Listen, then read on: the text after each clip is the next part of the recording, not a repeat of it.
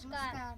ચાલો આજે આપણે પ્રાકૃતિક ખેતી ના એક ખેતર માં આપણે આવ્યા છીએ। ત્યાં આપણે પ્રાકૃતિક ખેતી કેમ કરાય તેનું આપણે વિચારીશું। જીવામૃત બનાવવાની સામગ્રીમાં 100 કિલો તાજું છાણ, 100 લીટર ગૌમૂત્ર, 10 કિલો કઠોળ લોટ, 10 કિલો ગોળ, 5 કિલો માટી, આ બધું જીવામૃત બનાવવાની રીતો છે।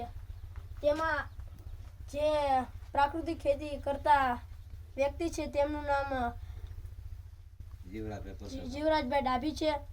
તેમનું આ ફાર્મનું નામ માધવ પ્રાકૃતિક ફાર્મ છે। આ જીવામૃત બનાવવા 8 દિવસ લાગે છે। તેને દર સવાર સાંજ હલાવવામાં આવે છે અને 8 દિવસ પૂરા થાય ત્યારે તેને ટીપમાં ભરીને રાખવામાં આવે છે। ત્યારબાદ વેન્ચરી દ્વારા તેને ડીપમાં ચડાવવામાં આવે છે અને તેનો છંટકાવ કરવામાં આવે છે। ચાલો આપણે જીવાત નિયંત્રણ બનાવીએ।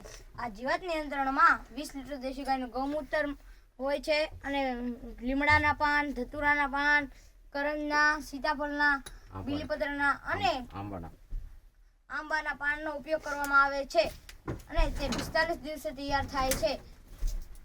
તેને ગાળીને તે છોડ પર તેનો છંટકાવ કરવામાં આવે છે। ચાલો આપણે જીવામૃત અને જીવ નિયંત્રણ દ્વારા પ્રાપ્ત થયેલ વનસ્પતિને જોઈશું।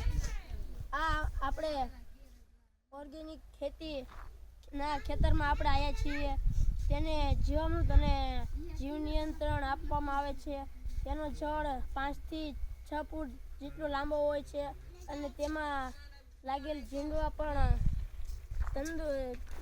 પણ સારા છે અને છોડ આખો તંદુરસ્ત છે। આપણે રાસાયણિક ખાતરો અને જંતુનાશકોનો ઉપયોગ કરીએ છીએ। તેના જગ્યાએ કુદરતી ખેતી કરવી જોઈએ અને તેમાં જીવાત નિયંત્રણ અને જીવામૃતનો ઉપયોગ થાય છે। તેનાથી આ પર્યાવરણ અને સજીવોને નુકસાન થતું નથી